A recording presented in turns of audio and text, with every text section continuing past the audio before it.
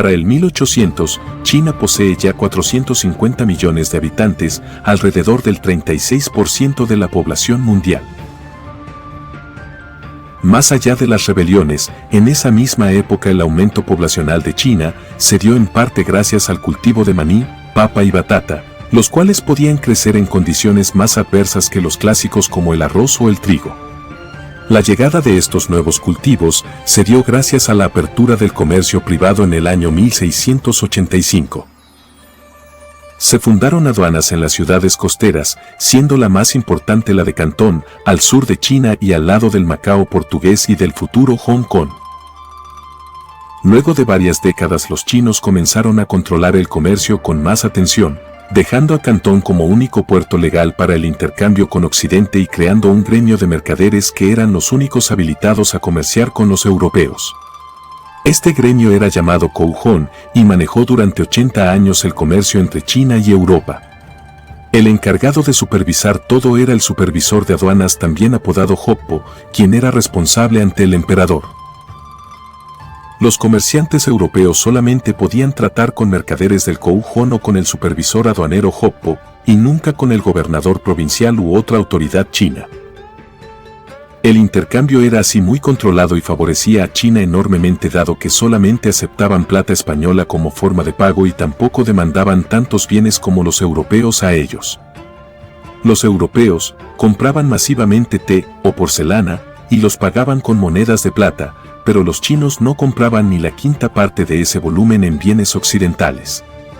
Esto generaba un déficit comercial muy alto para los europeos que no conseguían vender sus productos al mercado chino.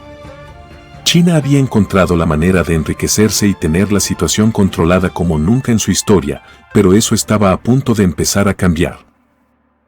Ya desde inicios del 1700, el Imperio Británico había comenzado a vender de forma ilegal el opio que cultivaba en la India. El opio es una droga que mezcla sustancias con tabaco para ser fumado, teniendo un efecto sedante y siendo muy adictivo. El contrabando de opio en China había sido prohibido en 1729 y en varias ocasiones más, llegando su condena a la pena de muerte. Pero esto no detuvo ni a los ingleses ni a la mafia china que lo comercializaban. Para el año 1810 el tráfico de opio se había extendido tanto en China que el propio emperador Jiaqin emite un edicto desesperado diciendo: el opio hace daño. El opio es un veneno que mina nuestras buenas costumbres y moralidad. Su uso está prohibido por la ley. El consumo de opio además iba en contra de la filosofía de Confucio tan difundida en China. Una de sus frases célebres decía que los vicios vienen como pasajeros, nos visitan como huéspedes y se quedan como amos. El opio se vende a comerciantes británicos que operan principalmente en Cantón, que a su vez lo revenden a los comerciantes chinos que conforman una red de distribución que llega a gran parte del país. En este sistema Inglaterra llega a vender ilegalmente unas 1.400 millones de toneladas de opio a China. Irónicamente, mientras lo venden en China, lo prohíben en la India británica. La situación estaba fuera de control y para 1829, el emperador prohíbe de nuevo la venta y el consumo de opio. En 1839, el emperador Daoguang nombra al gobernador de Cantón Lin Se-tzu como comisario imperial para erradicar el consumo de opio en la provincia de Guangdong, donde se hallaba la ciudad de Cantón, el punto de entrada hacia todo China. Lin Se-tzu, justo antes de actuar, procede a escribir una carta a la reina Victoria de Inglaterra a modo de aviso. Parece ser que esta mercancía envenenada es fabricada por algunas personas diabólicas en lugares sometidos a vuestra ley. He oído decir que en vuestro país está prohibido fumar opio.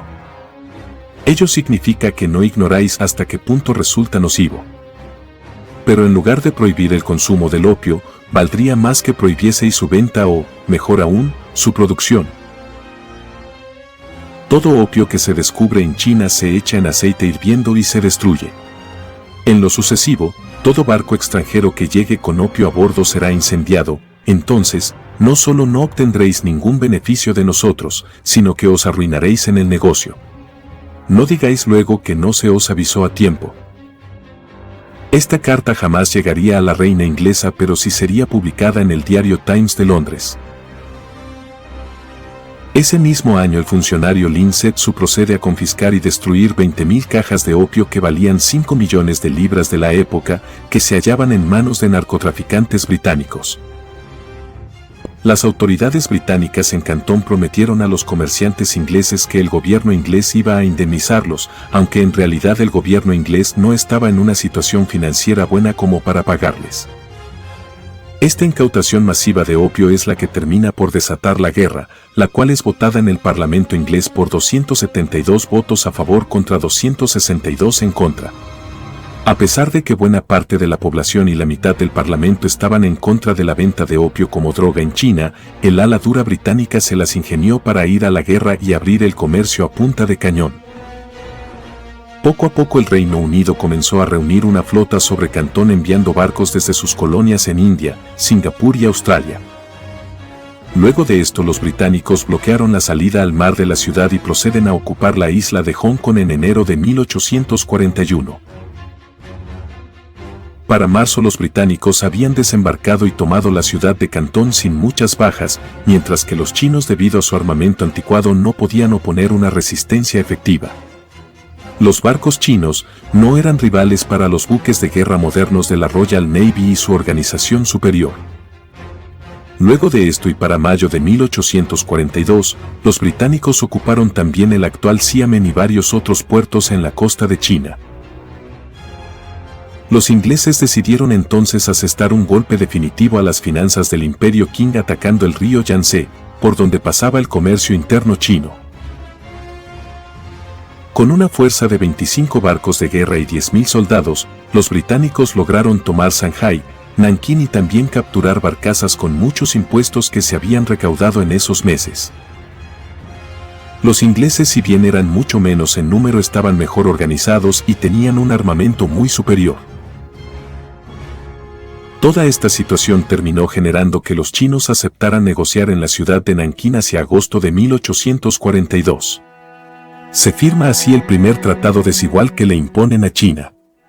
Los chinos debían indemnizar al Reino Unido por los costos de la guerra y también a los traficantes de opio.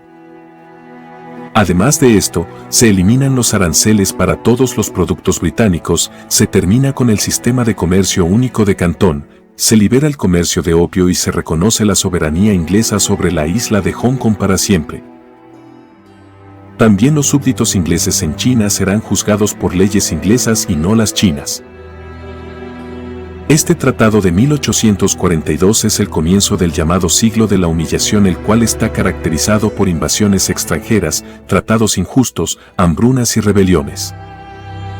Apenas 2 años después y debido a la debilidad absoluta de China, los Estados Unidos y Francia logran obtener condiciones similares en los tratados de Guangye y Balboa.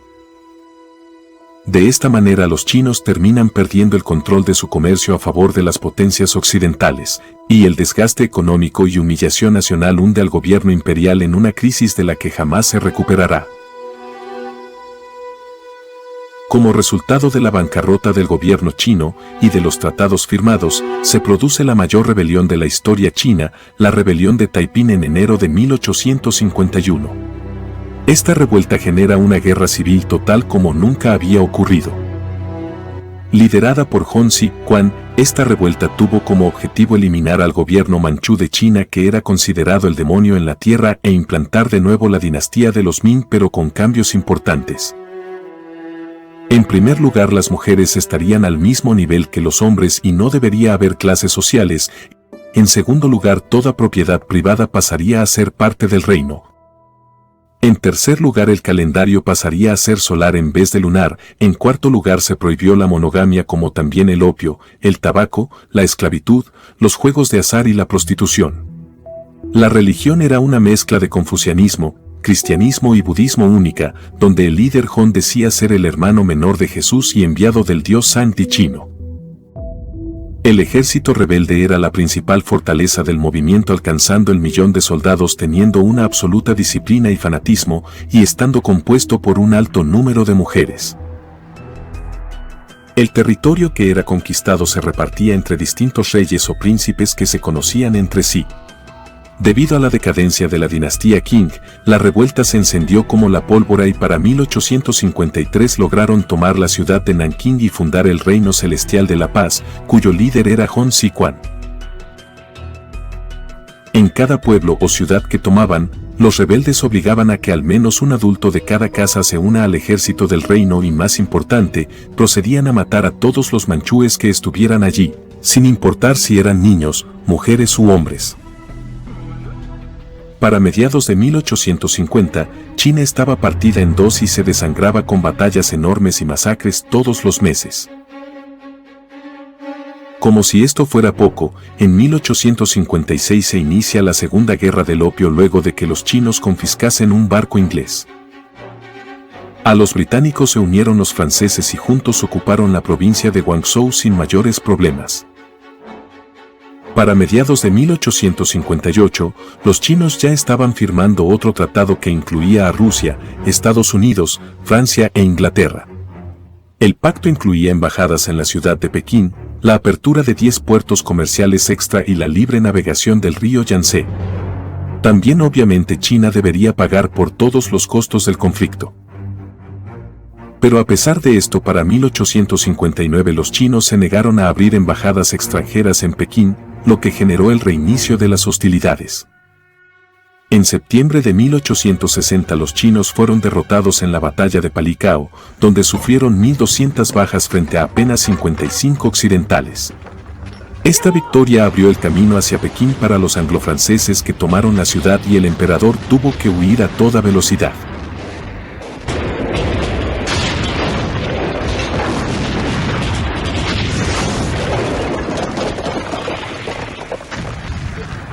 Tras esto los chinos manchúes ejecutaron a varios prisioneros que habían capturado de manera terrible, dejándolos irreconocibles, lo que motivó la furia de los anglofranceses. En un acto de venganza los occidentales saquearon y destruyeron por completo el enorme Palacio de Verano Imperial, el cual era considerado el Versalles chino. Este palacio a 12 kilómetros de Pekín era un gran parque de 300 hectáreas a orillas del lago Kunming. Estaba compuesto por palacios, pagodas, teatros, fuentes y jardines que se habían construido por el emperador Qianlong en el año 1750. Los occidentales demostraron especial ira en la destrucción del complejo, estando 3 días enteros para destruirlo y no llegando ni siquiera a llevarse muchos objetos preciosos, que se terminaron quemando de forma inútil. Tras estos hechos, Xianfeng, el noveno emperador de la dinastía Manchú Qing, no tuvo más remedio que firmar el Tratado de Tientsin con el Imperio Británico, el francés, el Imperio Ruso y los Estados Unidos. Acepta delegaciones extranjeras en Pekín, impone a China reparaciones de guerra, legaliza la importación de opio y la llegada de misioneros cristianos. Más puertos deben ser abiertos al comercio y se puede circular libremente por los ríos. Rusia aprovecha la debilidad de China para firmar su propio tratado desigual, el Tratado de Aigun. Como resultado, obtiene la orilla izquierda del río Amur donde fundará Vladivostok. China debe renunciar a sus derechos sobre la isla Sajalín y como parte del acuerdo China debe ceder parte de Manchuria al Imperio Ruso. Como si esto fuera poco, esta debilidad llevó a las potencias a dividir China en zonas de influencia al igual que harían con África unos años después. Para Rusia toda la frontera desde Asia Central hasta el límite de Corea en el río Yalu, para Francia las áreas limítrofes con el sudeste de Asia, lo que abriría el camino a la futura colonia Indochina francesa, y para Gran Bretaña las regiones limítrofes con la India y Nepal. Los puertos quedan abiertos al comercio total y se mantienen los enclaves coloniales como Hong Kong y Macao. Mientras todo esto sucedía, la guerra civil china entre la dinastía Qing y el Reino Celestial de la Paz continuaba con intensidad. Hacia junio de 1861 se inició la batalla de Yanhai, la cual duraría un año y tendría como ganadora la dinastía Qing. En esta lucha los británicos y franceses ayudaron a los Qing a defender la ciudad, utilizando artillería moderna y entrenando a un grupo especial de soldados chinos. Apodado el ejército que siempre vence, era liderado por el inglés George Gordon y fue entrenado en las tácticas occidentales de guerra y con equipamiento moderno. Este grupo de hasta 5.000 soldados sería clave para que la rebelión pueda ser sofocada de forma definitiva. La batalla final contra el Reino Celestial se daría en marzo de 1864 en la ciudad capital del reino, la ciudad de Nankín. Las tropas leales a la dinastía Qing se hicieron con la victoria tras tomar el Monte Púrpura, donde instalaron cañones. Mientras esto sucedía, el líder rebelde Hon Xiuquan moría envenenado a causa de comer plantas del jardín de su palacio. Tras la muerte de Hon, el general Liu Xiucheng tomó el mando de la defensa para oponerse a su rival imperial, el general Zheng Guofan. Zheng Guofan, siendo un general muy resolutivo, ordenó y logró cavar un túnel bajo tierra para volar la muralla que cubría Nankín. La explosión que voló la muralla fue particularmente fuerte, volando los escombros varios kilómetros y matando cientos de personas al caer. Tras abrirse una brecha en la defensa, se desató una feroz lucha calle a calle, aunque al final las tropas imperiales terminaron ganando y saqueando toda la urbe. La batalla de Nankín se cierra con el asesinato de Liu Zicheng, quien había reemplazado a Hon tras su muerte. Las bajas del combate fueron poco claras, aunque se consideran más de 100.000 entre ambos bandos. La rebelión del Reino Celestial terminaría de morir en las batallas finales de Hubei y Fujian, donde las bajas se contaron también por decenas de miles. En números totales, el conflicto entre la dinastía Qing y el Reino Celestial se terminó cobrando entre 20 y 30 millones de personas a lo largo de sus 14 años de duración. Para finalizar de pacificar el imperio, tanto el ejército de Zheng Guofan como el que siempre vence al mando de George Gordon fueron enviados al norte para vencer a la mucho más desorganizada y pequeña rebelión de Nian. Esta rebelión, principalmente campesina, había existido hace una década desconociendo a la autoridad imperial. Muy pronto fue aplastada y el orden general volvió al imperio de la dinastía Qing, que ahora se encontraba en un estado de coma grave. Tanto la rebelión del Reino Celestial como las dos guerras del opio junto a los tratados desiguales sumieron al imperio chino de la dinastía Qing en una crisis que no tardaría en volver a estallar. Pero mientras el caos reinaba en China, al otro lado del mar, en Japón se estaba dando la restauración Meiji. Esta era un proceso económico y político que en apenas 3 décadas lanzaría a Japón a la modernidad industrial. El Japón feudal de los shogunes y los samuráis había muerto para dar lugar a un país industrial pujante y con grandes pretensiones para Asia. Los japoneses, gozando de orden social y una industria en crecimiento, terminan por ir a la guerra contra la golpeada China. En el año 1894, a raíz de turbulencias políticas, ambos países enviaron tropas a Corea para proteger sus intereses. Los nipones terminaron imponiendo un gobierno pro-japonés en junio de aquel año, y para rematar la situación también hundieron un buque chino sin previo aviso. La guerra estalla y los japoneses se lucen ganando batalla tras batalla. El ejército chino, si bien se había modernizado tras las guerras del opio, carecía de entrenamiento y disciplina, lo que terminó por inclinar la balanza del lado japonés. Para abril de 1895, el gobierno chino capitula y firma otra rendición humillante, el Tratado de Shimonoseki. En este, China acepta pagar indemnizaciones de guerra, abrir sus ríos y puertos al comercio, reconoce la independencia de Corea, país que queda de ahora en adelante bajo la influencia japonesa. Y también cede la isla de Taiwán y el archipiélago de las Islas Pescadores al Imperio de Japón. Como indemnización de guerra, Japón se queda también con el estratégico enclave de Port Arthur en el noreste de China y el resto de la península Liaodong, pero por presiones diplomáticas finalmente debe cederlos al Imperio ruso. China solo puede observar todo esto con impotencia. Hasta aquel momento Japón había sido visto por los chinos como un país menor que absorbía la cultura que ellos tenían. Pero ahora el discípulo humillaba al maestro y no había nada que pudieran hacer para evitarlo. La humillación con Japón y el resto de las potencias extranjeras generó que en 1898 comenzara a gestarse el levantamiento de los Boxers, compuesto por practicantes de artes marciales en un inicio. La situación comienza con ataques a iglesias y cristianos bajo el mote de apoyar a los Qing y destruir a los extranjeros. Los Boxers juran lealtad a la emperatriz Cixi y el sentimiento anti-extranjero se extiende por China. La penetración de misioneros cristianos para los Boxers es vista como una invasión cultural y a quienes aceptan estas ideas se los trata de traidores. Debido a esto, extranjeros, comerciantes y misioneros se refugian en el barrio de las Delegaciones, un recinto amurallado cerca de la ciudad prohibida donde están las sedes diplomáticas extranjeras. Para ese momento unos 500 soldados occidentales protegían el distrito y unos 2000 soldados extras estaban en camino para sumarse, pero fueron emboscados arriba del ferrocarril. Luego de esto, el 21 de junio la emperatriz Cixi emite un decreto declarando la guerra a las potencias extranjeras con un mensaje encendido. Ahora ellos, los poderes, han iniciado la agresión y la extinción de nuestra nación es inminente. Si nos cruzamos de brazos y nos rendimos ante ellos, no tendría rostro para ver a nuestros antepasados después de la muerte. Si debemos perecer, ¿por qué no luchamos hasta la muerte? A pesar de esta postura, los gobernadores regionales chinos a cargo de sus ejércitos provinciales no declararon la guerra y mantuvieron oculta la declaración en el sur, ya que entendían que una guerra abierta con el mundo industrial no llegaría a buen puerto. Las potencias colonialistas contestan, sin embargo, formando una coalición y enviando un ejército de 54.000 soldados para enfrentar a la rebelión de los Boxers.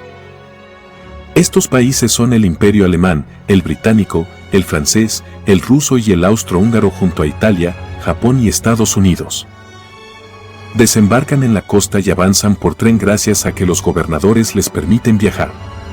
Además de los gobernadores del sur, también el general manchú Ronglu concluyó que era inútil luchar contra todos los poderes simultáneamente y se comenzó a colaborar con ellos. Ronglu bloqueó la transferencia de artillería a las tropas que estaban sitiando el barrio y también envió comida a los extranjeros sitiados. El sitio del barrio se extendió por 55 días, mientras el ejército de coalición se abría paso para llegar a liberarlo. En su camino la coalición venció en varias batallas a los rebeldes Boxers, tras las cuales se cometieron atrocidades por parte de ambos bandos. Finalmente, en agosto, las potencias levantaron el sitio y sofocaron el levantamiento. La ciudad de Pekín fue saqueada impunemente por los invasores que realizaban subastas cada mañana con los elementos pillados. En general, se estima que la rebelión costó unas 100.000 vidas y tras la rendición la dinastía Qing tuvo que firmar el protocolo Boxer por el que aceptaba indemnizar a los vencedores. La reina Cixi, al ver que la oferta de las potencias le permitía seguir en el cargo y que no incluía tampoco pérdidas de territorio, accedió a firmar el protocolo y a pagar indemnizaciones todos los años a los países colonialistas involucrados. El episodio de los Boxers, sin embargo, marcaría un punto de no retorno para la historia de China, siendo el punto final de un largo derrotero. Las guerras del opio, la guerra civil del reino celestial, la guerra sino-japonesa y la rebelión de los Boxers, junto a todos los tratados desiguales, fueron los golpes de gracia para la dinastía Qing de los que nunca se recuperaría hasta su caída final en 1912.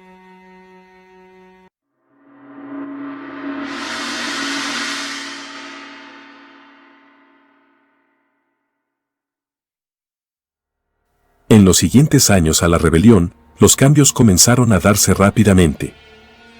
Hacia agosto de 1905, Sun Yat-sen crea la Sociedad Tongmenghui, o Liga Unida China de orientación republicana, para derrocar a la dinastía imperial. Esta liga comenzaría a promulgar la modernización de China en todo sentido, llegando a convencer a oficiales militares del ejército imperial en el sur. Hacia fines de 1911, los militares opuestos a la dinastía Qing se levantan y son apoyados por los gobernadores locales de esa región. La corte imperial tarda en reaccionar y la rebelión se propaga rápidamente. Los dirigentes provinciales rebeldes se reúnen en Yanhai y eligen a Sun Yat-sen como nuevo presidente de China. Se establece así por primera vez en 4000 años una república en China. Para esos momentos, Sen se encontraba en Estados Unidos y debe volver para hacerse cargo de la revolución.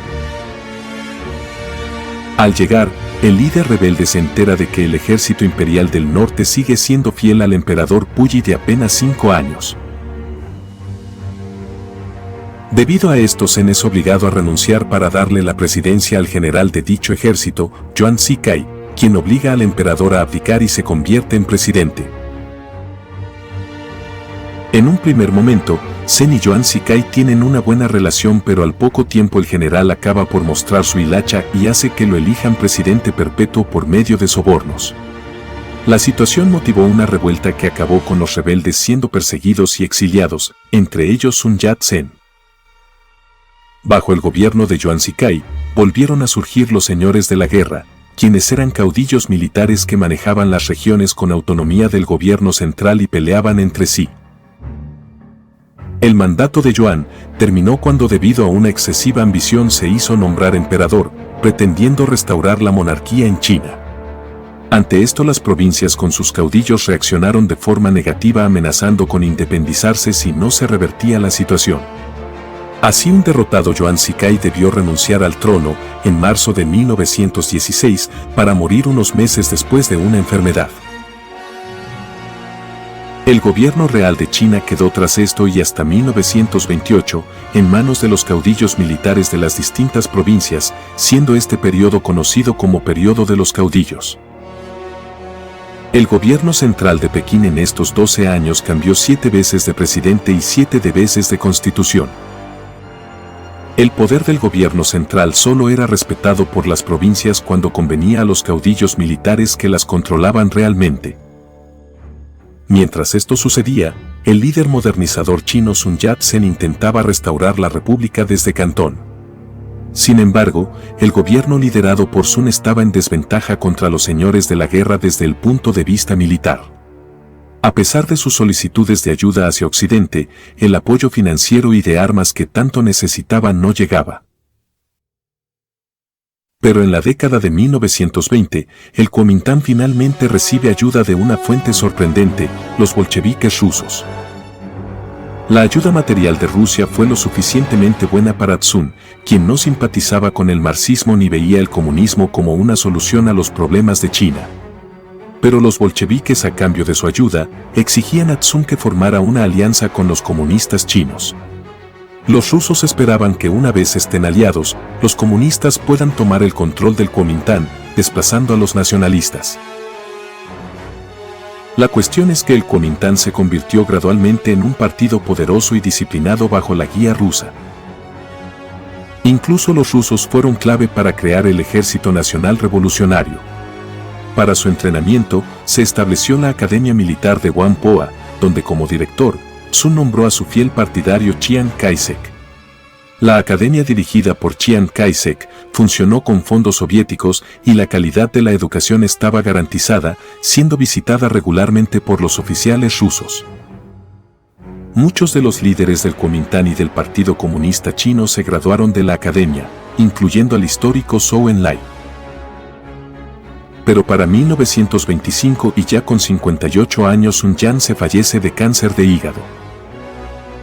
Su lugar en el Partido Nacionalista lo ocupa el general Chiang Kai-shek, quien es un duro militar y quien emprende una expedición al norte para acabar con los caudillos de forma definitiva. Para esta misión, Chiang formaliza la alianza con el recién creado Partido Comunista Chino. Nacía así el primer Frente Unido, conformado por el Kuomintán y el Partido Comunista. Ambos bandos pretendían aprovecharse del otro.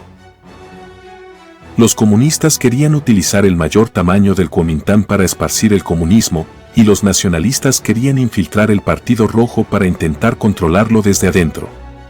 El Partido Comunista recién fundado tenía solo unos pocos cientos de miembros a principios de la década de 1920, mientras que el Kuomintán tenía más de 50.000. Pero esta primera alianza llegó a su fin definitivo cuando Chiang Kai-shek realiza una limpieza de izquierdistas en abril de 1927, pretendiendo limpiar a los izquierdistas del Kuomintán y hacerse con la dirección directa del Partido Comunista también.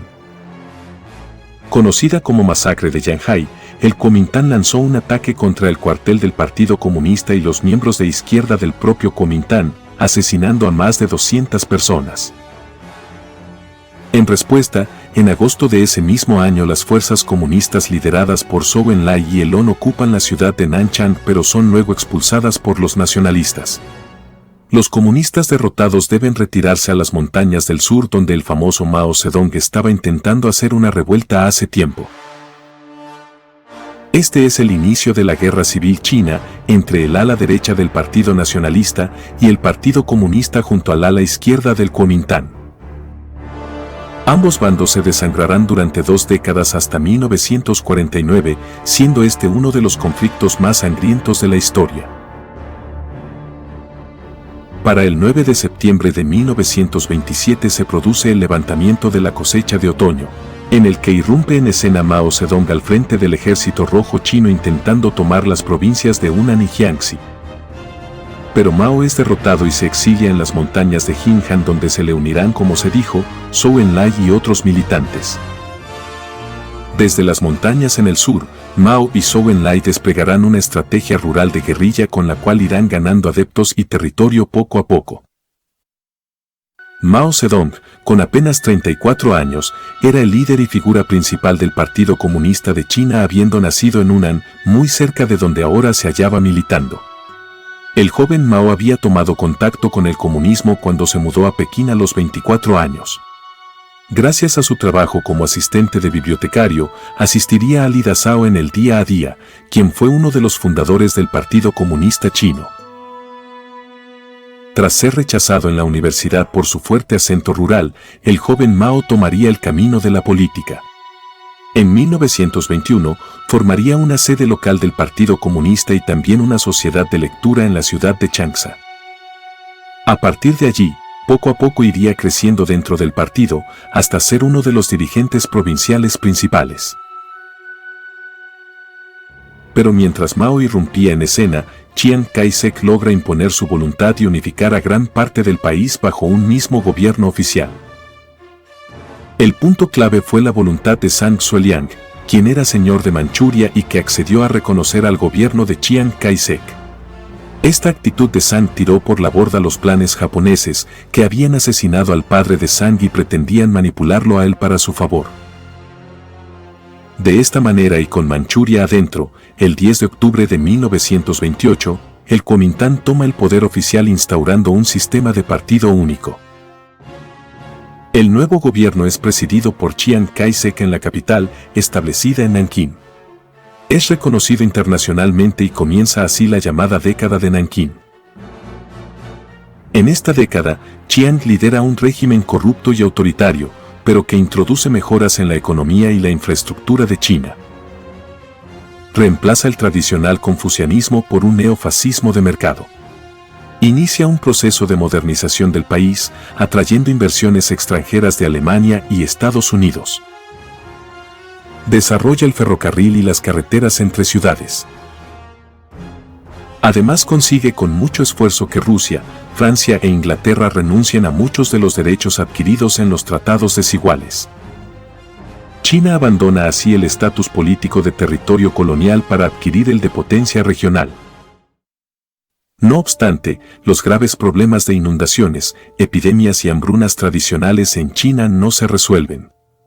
Entonces China cuenta con 480 millones de habitantes, estando la gran mayoría en áreas rurales. Hacia 1930, apenas entre 1,5 y 2 millones de personas trabajan en la industria. Los cambios de Chiang no llegan al campo y se limitan a las ciudades donde la población es poca. Debido a esto, a fines de 1931, Mao inicia una revolución campesina contra los terratenientes para repartir las tierras de cultivo. Esto culmina en la creación de la República Soviética de China al sur, que ocupa zonas rurales y montañosas en las provincias de Jiangxi y Fujian. Su capital es Shujin, en el sudeste. Establecen un soviet al estilo soviético llamado el Soviet de Jiangxi. En esa misma época, los japoneses invaden Manchuria e instalan el ejército de Kwantung para proteger la región. El gobierno de Chiang Kai-shek carece de medios para oponerse en lo inmediato, por lo que decide esperar. Los japoneses crean en la Manchuria ocupada el estado títere de Manchukuo. Este estado contiene 82 millones de habitantes y es puesto bajo la tutela del último exemperador de la dinastía Qing de origen manchú, el famoso Puyi, quien ya es mayor de edad y asume como cara visible de la ocupación japonesa. Mientras esto sucedía, los comunistas chinos eran derrotados y acorralados en la provincia de Jiangxi, y para fines de 1934 los nacionalistas se disponían a dar el golpe de gracia. Las fuerzas de Chiang Kai-shek con un ejército de 1 millón de soldados acorralan a los 130.000 comunistas restantes, pero estos deciden no presentar combate. En un esfuerzo por sobrevivir, 86.000 hombres y 35 mujeres inician la retirada hacia el interior del país. Esta será reconocida como Larga Marcha, dado que recorrieron 12.500 kilómetros atravesando 12 provincias en apenas un año. De los 86.000 iniciales, solamente unos 8.000 llegarían al final del recorrido. Esta enorme odisea termina por establecer a Mao Zedong como líder del Partido Comunista en enero de 1935, cuando sus dirigentes se reunieron en Suní. En ese momento, los comunistas venían de sufrir grandes bajas tras la batalla del río Xiang, donde habían perdido decenas de miles de hombres. Apenas unos 30.000 lograron atravesar el río y llegar a Suní. En estos momentos de extrema debilidad, los comunistas se expresaron a favor de Mao y en contra del hasta entonces jefe, Bo Heu. Esta reunión sería el comienzo del liderazgo de Mao en el partido, quien no lo soltará hasta su muerte. Por otro lado, la otra figura clave, Zhou Enlai, logró salir airoso del aprieto, manteniendo su puesto en el partido. Luego de la reunión, el ejército rojo chino se dirige más al oeste, adentrándose en zonas inhóspitas de China donde ni siquiera se hablaba el idioma, sino otros dialectos. Gracias a esto pudieron escaparse del ejército nacionalista que los venía persiguiendo. Tras 370 días de caminar, combatir y buscar comida, los 8.000 sobrevivientes llegan al destino en el norte, a la provincia de Shaanxi. Entre los que sobreviven se encuentra un joven Deng Xiaoping, quien décadas luego será el mayor transformador de la historia china. También sobrevive Zhou Enlai, quien no tuvo inconvenientes en ser superado por Mao. La Larga Marcha será un hito para el Partido Comunista Chino, pese a las bajas que llegan al 90%, y también se crea un mito, un relato de heroísmo, que coloca a Mao en la cima del poder del partido para siempre.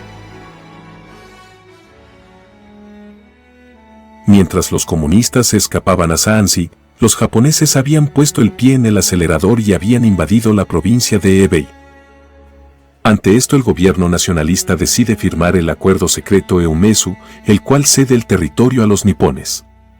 Chiang Kai-shek no podía perseguir al ejército rojo y al mismo tiempo enfrentar al poderoso ejército japonés. El imperio de Japón, después de siglos de aislamiento, había sido modernizado por la dinastía Meiji a partir de la segunda mitad del siglo XIX.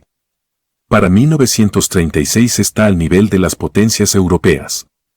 Supera a una China retrasada, casi medieval, desorganizada y con un sistema muy corrupto que además se desangra en luchas internas. Ante la amenaza japonesa, se termina por formalizar una tregua entre el Kuomintang y el Partido Comunista Chino apoyada por Stalin. Los chinos dejarían de pelear entre sí para poner un freno al ataque japonés. Esto es conocido como el Frente Unido. Para los comunistas esto representa una bocanada de aire fresco, dado que en aquel momento estaban bastante cerca de la derrota. Hacia el 7 de julio de 1937, se produce el incidente del puente Marco Polo a 15 kilómetros de Pekín. Es una escaramuza entre soldados chinos y japoneses. Este es el comienzo de la guerra entre China y Japón, que durará 8 años. Pasado un mes del comienzo de los tiroteos, Japón despacha 200.000 hombres al norte de China, con los que logra ocupar Pekín y Tianjin sin demasiada resistencia. Los chinos desde un comienzo saben que no tienen el poder de fuego para expulsar a los japoneses, por lo que deciden apostar a una guerra de desgaste con la esperanza de que los nipones se desgastarán luchando contra otras potencias. Mencionando otras potencias, por aquellos años y hasta 1941, China cuenta con el apoyo de la Alemania nazi, con la cual sostiene un intercambio comercial y militar. Los alemanes envían delegados de todo tipo, colocan fábricas de armamento y hasta financian vías de ferrocarril y rutas. Incluso 80.000 soldados chinos son entrenados en las tácticas de la Wehrmacht alemana, a imagen y semejanza.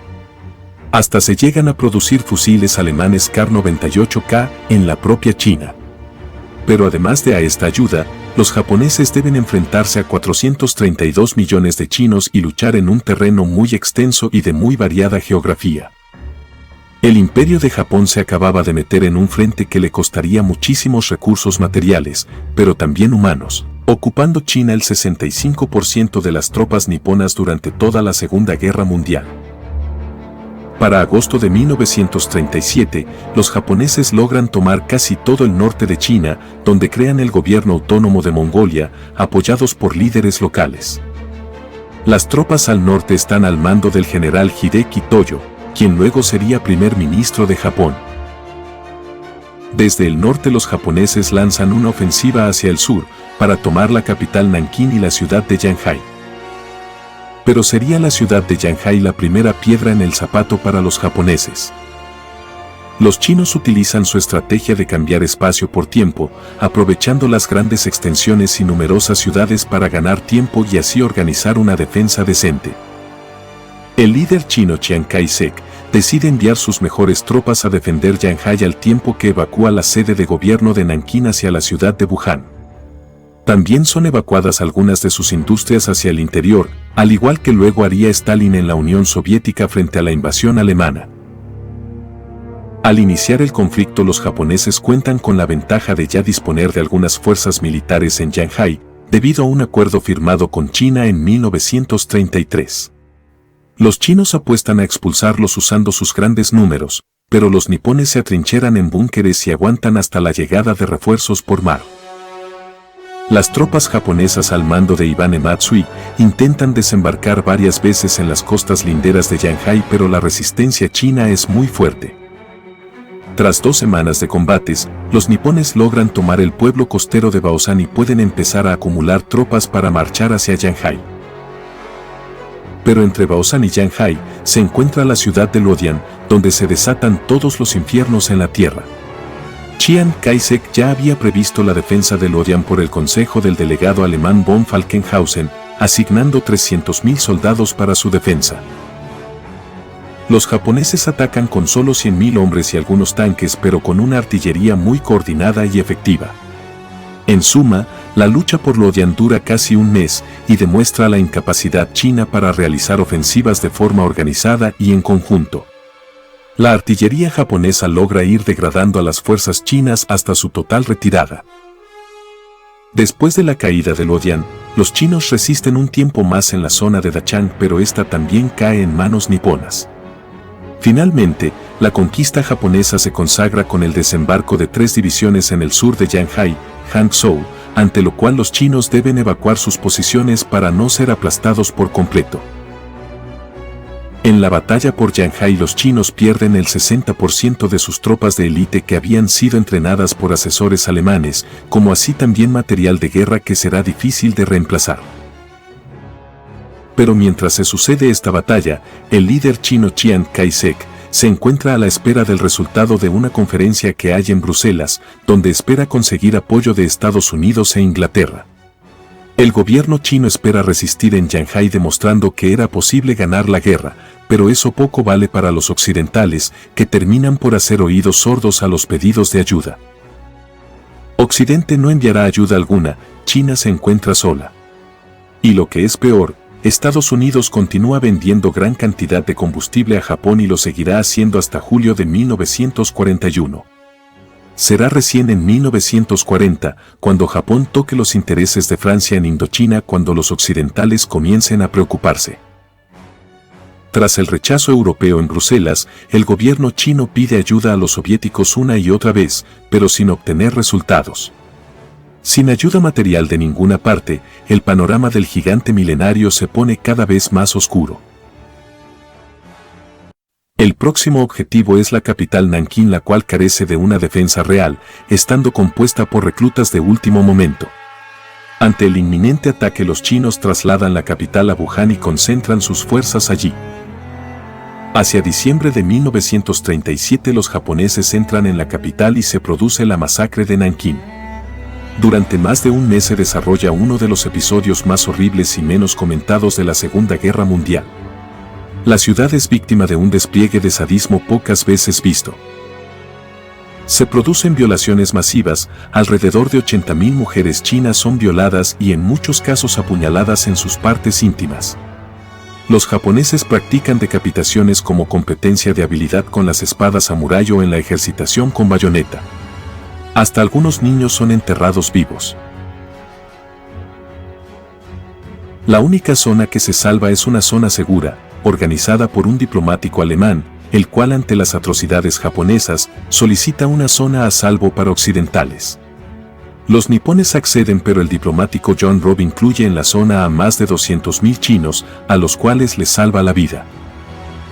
Según las estimaciones actuales, entre 20.000 y 150.000 civiles son asesinados en una horrible masacre. Ante la caída de Nankín, Chiang vuelve a mudar la capital de Wuhan a Chongqing, que se encuentra aún más inaccesible en las montañas. Los japoneses ya controlan Nankín, Shanghái, Cantón, Tianjin y Pekín. Si bien están dispuestos a firmar la paz, exigen a China el reconocimiento de sus conquistas, algo que los chinos no están dispuestos a conceder. La guerra sigue con el ejército japonés avanzando hacia Wuhan y Chiang Kai-shek toma una decisión de consecuencias impredecibles para detener a sus enemigos. Decide abrir los diques del río Amarillo para inundar los campos y bloquear el paso. Pero provoca un desastre, siendo arrasados miles de pueblos y cosechas. Mueren entre 800 y 900.000 chinos. Las inundaciones afectan a 11 ciudades y millones se convierten en refugiados que migran para sobrevivir. Si bien los invasores no pueden atacar ahora por el norte, lo hacen por el sur. El ejército japonés avanza entonces en dos columnas, una por el río Yangtze y otra por el norte de las montañas Dabei, librando varias batallas hasta llegar a la ciudad de Wuhan. La batalla por Wuhan es larga y sangrienta y se extiende por casi 5 meses. Los japoneses creen que con una victoria en Wuhan la resistencia china se terminaría y lograrían ganar la guerra. Pero los chinos están muy motivados y comparan a Wuhan con la batalla de Madrid de la Guerra Civil Española. En aquella ocasión, los republicanos habían rechazado el ataque fascista de las tropas franquistas y la victoria se había convertido en un símbolo durante todo el resto de la guerra. Al momento de la batalla, el valor de Wuhan reside en que sirve como punto céntrico de comunicaciones conectando el sur de China con el interior del país. Los chinos, a pesar de haber perdido mucho territorio, siguen comerciando con el mundo desde la línea de ferrocarril que parte desde el británico Hong Kong, pasando por Guangzhou y llega hasta Wuhan. A través de esta ruta, pasan 60.000 toneladas de bienes por mes, las cuales dan oxígeno al esfuerzo de guerra chino. Los japoneses saben que mientras esta ruta comercial exista, Wuhan mal o bien seguirá resistiendo el cerco, por lo que deciden cortar la ruta de raíz. La armada japonesa procede a bloquear la provincia de Guangzhou para luego bombardearla. Mientras tanto, el ejército japonés utiliza gases químicos venenosos para hacer retroceder a los chinos, que aún así venden cara su derrota. Finalmente, el ejército chino en Wuhan, que todavía ofrecía resistencia, decide retirarse debido a que con la pérdida del puerto de Guangzhou y sin una ruta comercial, la ciudad había perdido su importancia estratégica. La resistencia china ahora se muda a la distante provincia de Sichuan. Situada al interior del país y rodeada de montañas, esta zona es inaccesible para las tropas de tierra japonesas. La nueva capital Chongqing logrará resistir hasta el final de la guerra. Mientras se da la batalla por Wuhan, las relaciones entre China y Alemania empiezan a enfriarse. El nuevo ministro exterior de Alemania, Joachim von Ribbentrop, es pro-japonés, por lo que reconoce la independencia japonesa de Manchuria y corta las relaciones con China. Pero en lugar de Alemania, surge el apoyo de otro protagonista del teatro global. La Unión Soviética, gobernada por Stalin, comienza a enviar auxilio al desesperado gobierno chino. Durante el primer año, los soviéticos envían a China aviones, tanques, ametralladoras y asesores militares, entre ellos al futuro mariscal y héroe Georgy Zhukov. Volviendo al conflicto, para agosto de 1940 el Partido Comunista, que se concentra en la lucha de guerrillas, lanza la gran ofensiva de los 100 regimientos tras las líneas japonesas. Una acción coordinada clásica partisana a gran escala. La ofensiva, comandada por el general Peng Dehuai, apunta a destruir ferrocarriles, puentes e industrias que los japoneses estaban utilizando a su favor. Pero tras un éxito inicial, la respuesta japonesa no tarda en llegar. Apodada Sankosakusen, apunta a quemar todo, matar todo y robar todo lo que supone una oposición a la ocupación japonesa, apuntando a las bases comunistas que se camuflan en miles de pueblos y ciudades.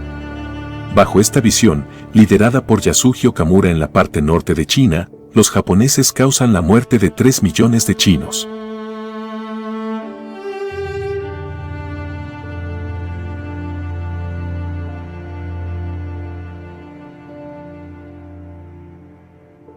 Hacia diciembre de 1941, Japón ataca la base estadounidense de Pearl Harbor en Hawái y Estados Unidos finalmente entra en la guerra.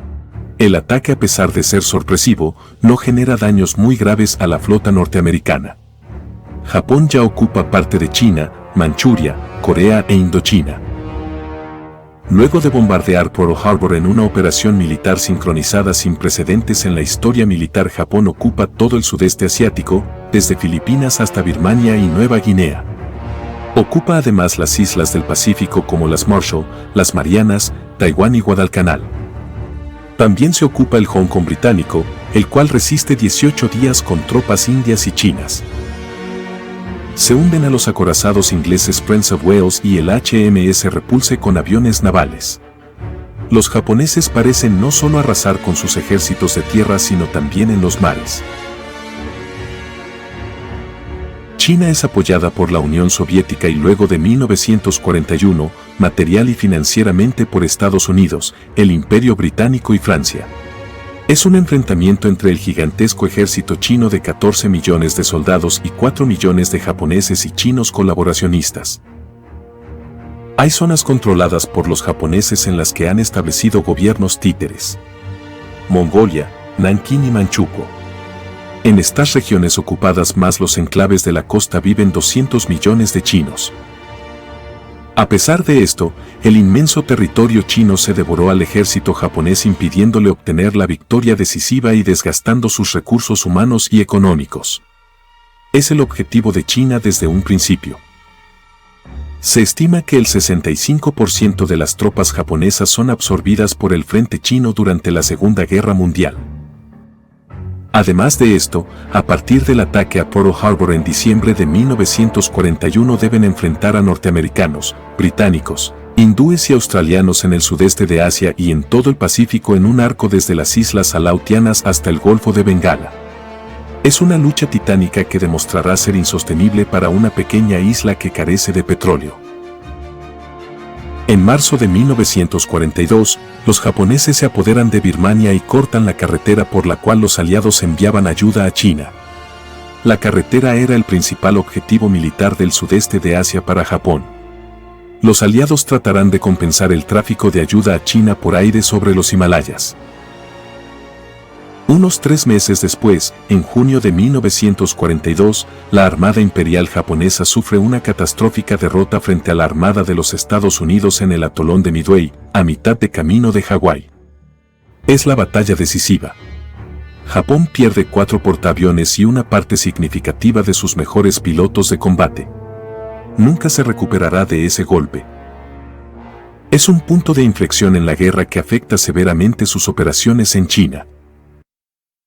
Debido a la guerra contra Estados Unidos, durante fines de 1942 y 1943, los japoneses no emprenden grandes ofensivas en China.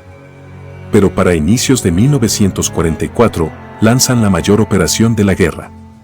Apodada Operación Ichigo, está destinada a unificar el sur de China con el norte, para crear una línea de ferrocarril a través del imperio. También buscan destruir las bases de Estados Unidos en China, desde donde se bombardeaba el sur de Japón.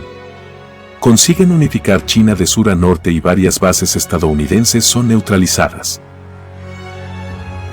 Además de esta operación también lanzan un débil intento por invadir India, bajo el nombre de Yugo, pero es derrotada debido a la falta de apoyo blindado y suministros. Con la guerra de desgaste en China y la poderosa armada norteamericana en el Pacífico, Japón no tardó en empezar a perder islas y territorios hasta verse acorralado. Para 1945, las bombas atómicas de Hiroshima y Nagasaki, sumado al ataque de la Unión Soviética a Manchuria, terminaron con la rendición de Japón.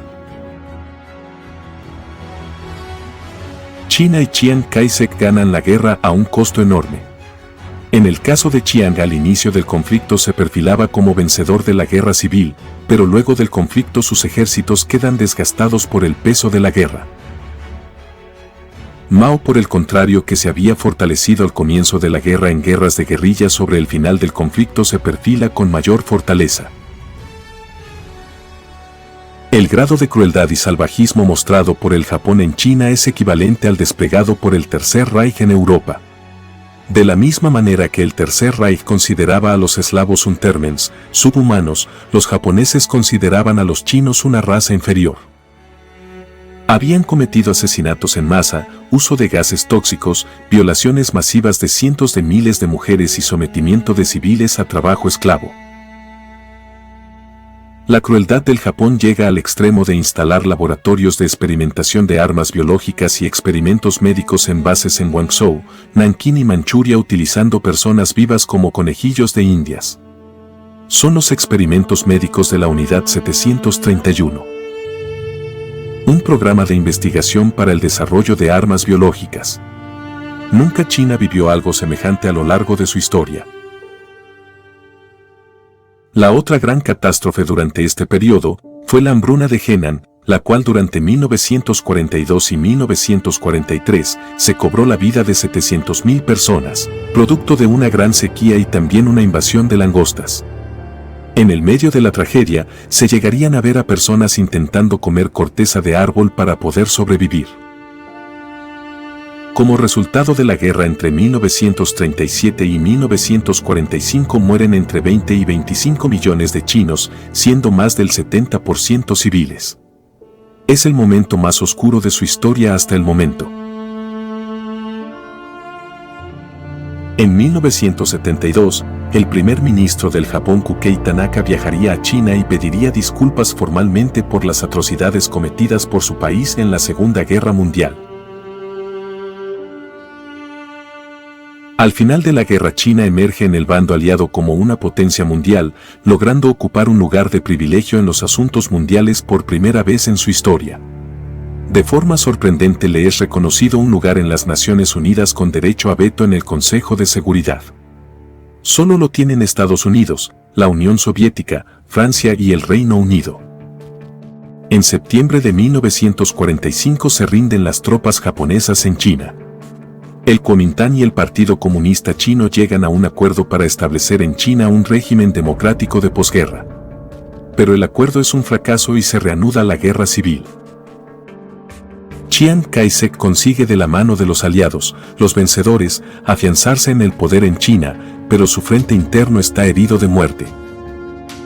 La guerra civil pronto se reanuda, pero con una gran diferencia: los soviéticos entregan el control de Manchuria y las provincias del norte a los comunistas chinos.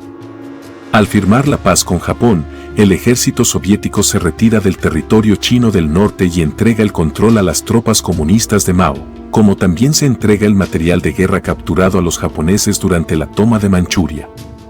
Este material japonés entregado a los comunistas incluía 3.700 cañones, 700 tanques, 12.000 ametralladoras y 900 aviones de combate nipones. Como si esto fuera poco, las tropas manchúes que habían colaborado con el Imperio de Japón en la ocupación se unen a los comunistas a cambio de no ser juzgados por su colaboración.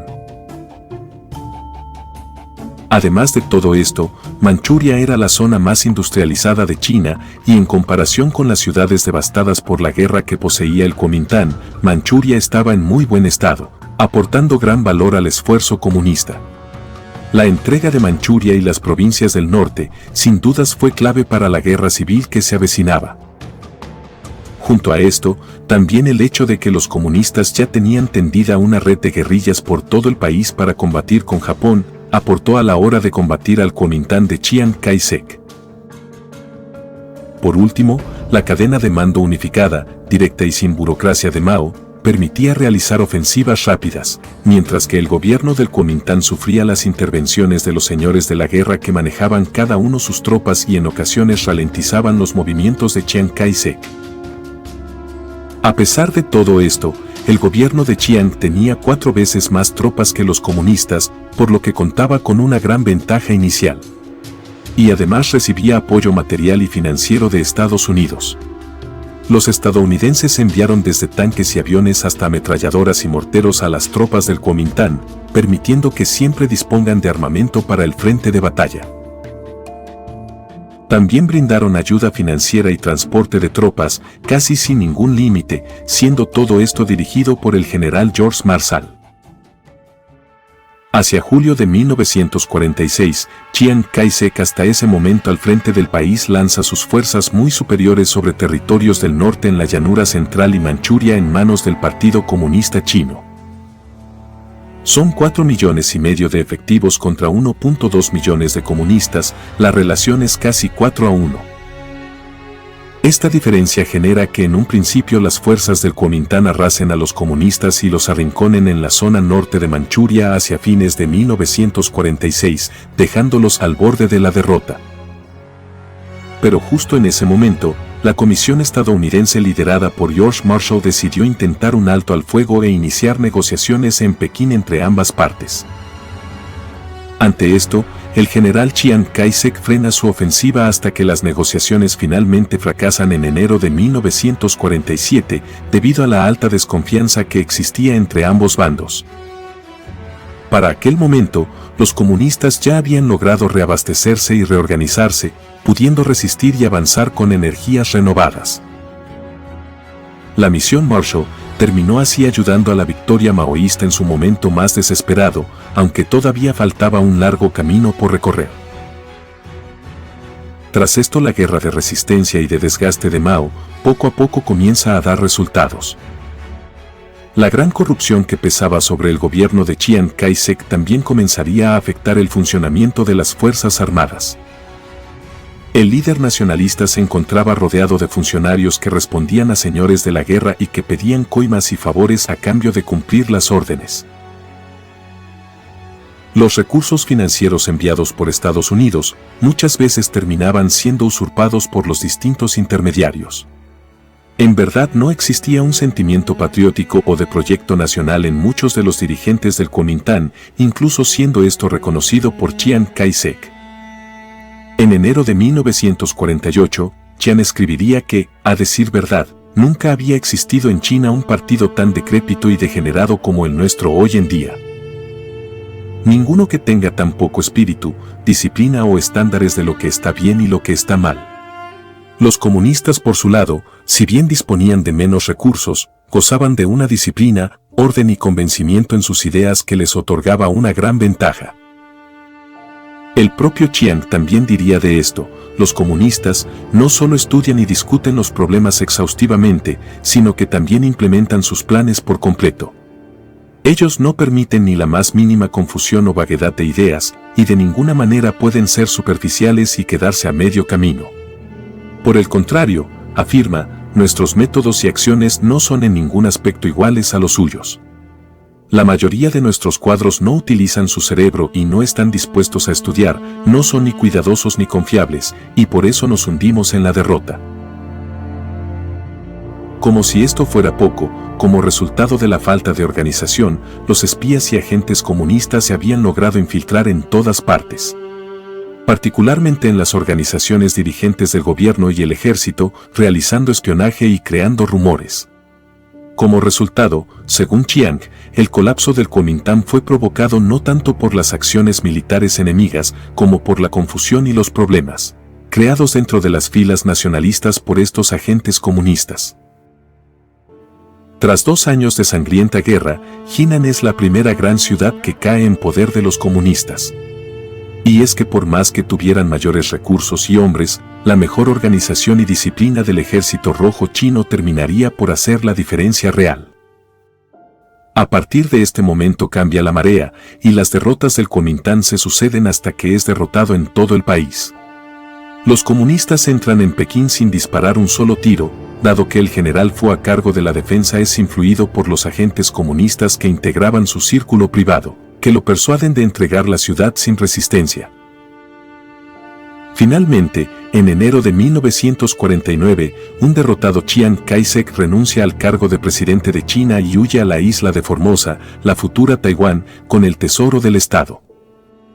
Según el líder nacionalista, el partido se convirtió en una cáscara sin vida, el gobierno y los militares también perdieron su alma, con el resultado de que las tropas se derrumbaron y la sociedad se desintegró. Poco después de la renuncia de Chiang, los comunistas detuvieron sus avances e intentaron negociar la paz con Lee Song-ren. El nuevo conductor del Kuomintang tenía intención de partir a China en dos, con frontera en el río Yangtze, quedando China dividida. Pero ante la falta de resultados en las negociaciones, los comunistas reiniciaron las operaciones militares en abril, arrasando y capturando las principales ciudades casi sin resistencia. En la mayoría de los casos las zonas agrarias que circundan las ciudades llevaban ya tiempo bajo control comunista, lo que ayudó a la captura. Mientras tanto, en Guangdong, el gobierno nacionalista de Lee Song-ren se debilita seriamente cuando Chiang se rehúsa a devolver las reservas gubernamentales que se había llevado al exiliarse. Desde Taiwán, Chiang forma un gobierno informal que también obstruye los planes militares de Lee, dificultando la situación aún más. Finalmente la rivalidad entre Chiang y Lee paraliza a las tropas nacionalistas que no pueden evitar la pérdida de Cantón en octubre de 1949. Después de que Cantón cayera en manos de los comunistas, se traslada el gobierno a Chongqing, mientras que Lee entrega sus poderes y vuela a Nueva York. Desde Estados Unidos Lee denuncia a Chiang como dictador y jura que volvería a aplastar a Chiang una vez que regresara a China. Tras esto, aproximadamente 2 millones de soldados nacionalistas se retiran de China continental a la isla de Taiwán en diciembre, después de que el ejército comunista avanzara hacia la provincia de Sichuan. Las fuerzas nacionalistas del Kuomintang se agrupan en la isla de Taiwán de 36.000 kilómetros cuadrados a 180 kilómetros de la costa china. Desde ese momento existen dos Chinas, la República Popular China, con capital en Pekín de corte comunista y la República de China, con capital en Taipei de corte nacionalista y economía capitalista. Hasta 1987, Taiwán estaría oficialmente en estado de guerra con la China comunista. Durante los años 1950 y 1960, tendrían lugar escaramuzas intermitentes en zonas costeras del continente, como parte del plan de Chiang de recuperar el país. No obstante, la poca disposición estadounidense a dejarse arrastrar a un conflicto de mayor entidad dejó a Chiang Kai-shek lejos de poder reconquistar el continente, como gustaba de repetir constantemente desde Taiwán. Chiang Kai-shek al frente del Kuomintang es el dictador y señor absoluto de Taiwán con el título de presidente desde 1949 hasta su muerte en 1975, aunque la derrota en China siempre le dolería. Para el 1 de octubre de 1949, Mao Zedong, presidente del Partido Comunista, declara la fundación de la República Popular China en la Plaza Tiananmen de la Ciudad Prohibida. Mao es el presidente del gobierno de la República Popular China que contiene a 542 millones de habitantes. Se decide también establecer la capital en Pekín y designar la bandera roja de 5 estrellas como bandera nacional, que llega hasta hoy en día.